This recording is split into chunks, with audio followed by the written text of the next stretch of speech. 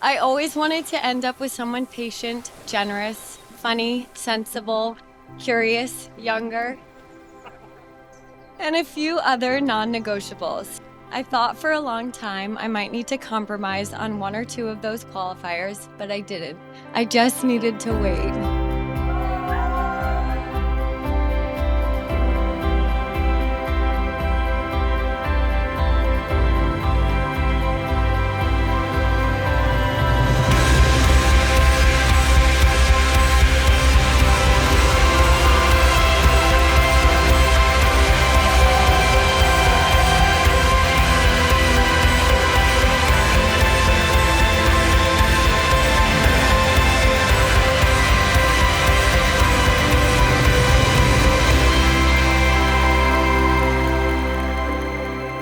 I could never love anyone the way I love you. And that's the story of my life. For now and forever. I love you, Lucy.